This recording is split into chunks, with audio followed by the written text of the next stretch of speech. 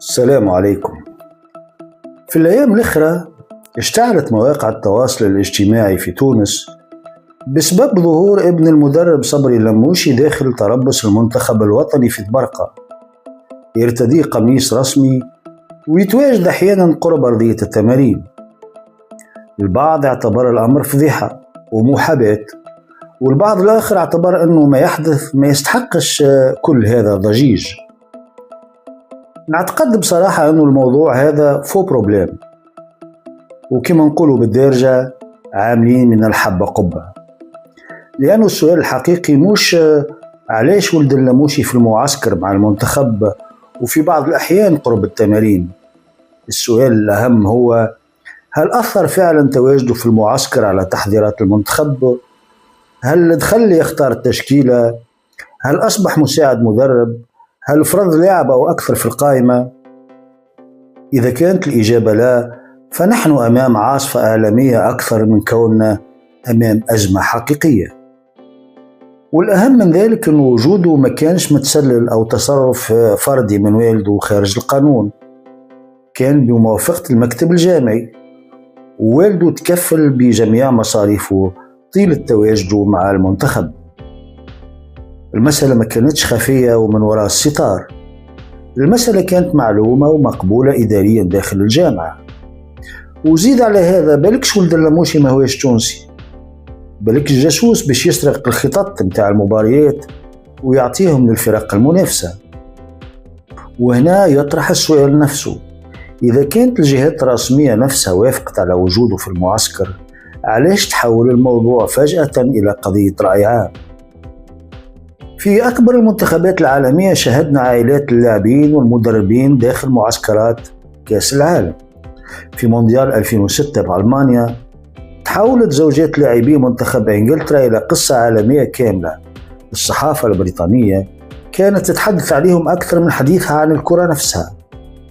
في مونديال 2014 سمح مدرب هولندا لعائلات لاعبي المنتخب بزيارة المعسكر، اللي يعتبر أنه الراحة النفسية جزء من النجاح الرياضي.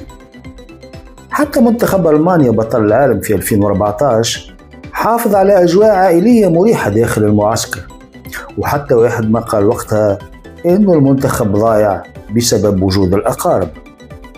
إذن وجود قريب للمدرب أو للاعب ليس جريمة في حد ذاته، المهم هو احترام الانضباط وحدود الأدوار داخل المنتخب. لكن في رأيي أصل الحكاية ما هيش ابن اللموشي أصلا، القصة نتصورها أعمق من هكا.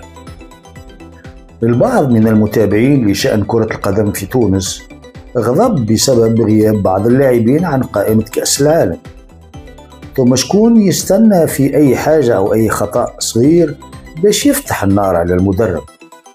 وهنا نوصلوا للنقطة الأهم، بالرغم من أن اختيار اللاعبين خذا بعين الاعتبار أحيانا ترضيات بعض الفرق، وكذلك حصول بعض الأندية على مداخيل مالية من مشاركة لاعبيها في كأس العالم، وهذا أمر مفهوم نسبيا لأنه أغلب الفرق تعاني أصلا من صعوبات مالية، ومشاركة لاعب في المونديال نجم تمثل فرصة للحصول على أموال تساعدها على حل بعض أزماتها. ولولا الترضيات اللموشي كان ينجم ما عدا الحراس ما يهز حتى لاعب من بطولة تونس. الجزيري والعيدوني والجبالي كان ينجم يسكر بهم الليستة وصلي ورفع صباط.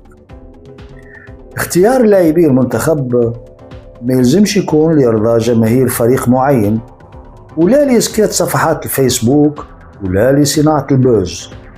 المنتخب ما هوش شركة إشهار، وما هوش برنامج تيلي رياليتي. اللاعب اللي يمشي لكأس العالم يلزم يكون جاهز بدنيا، في أفضل فورمة، منضبط داخل وخارج الملعب، ويستحق تمثيل الراية الوطنية. لأنه لاعب المنتخب يصبح قدوة، الأطفال الصغار يشاهدوه، يقلدوه، ويحلموا باش يكونوا كيفه في يوم ما. وهذاك علاش ما يكفيش أنه يكون اللاعب موهوب فقط، يلزم يكون محترف في سلوكه، في احترامه للقميص الوطني، وفي صورته أمام الجماهير.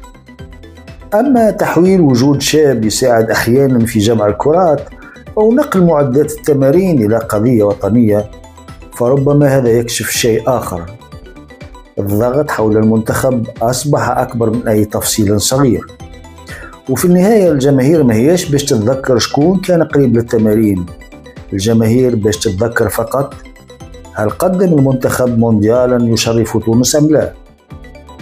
أما اللي هاجموا في اللاموشيلوم هما بيدهم كانوا في بلاصتو، وربما يعملوا كيفه وربما أكثر. للأسف أصبحنا نعيش بعقلية غريبة، الأغلبية كيف تشوف تصرف معين ما يحاولوش تحليله بموضوعية ويبحثوا على إيجابياته وسلبياته، على طول يقولك يا أخي عندك الحق مش تعمل هكا. لكن المفارقة أنه الشخص نفسه وقت اللي يكون في نفس الوضعية ربما يفعل أحيانا ما هو أسوأ، وربما يخالف القانون. هذاك علاش قبل إطلاق الأحكام والانفعال على مواقع التواصل ربما نحتاج أولا إلى قليل من العقلانية وقليل من الصدق مع النفس. إلى اللقاء.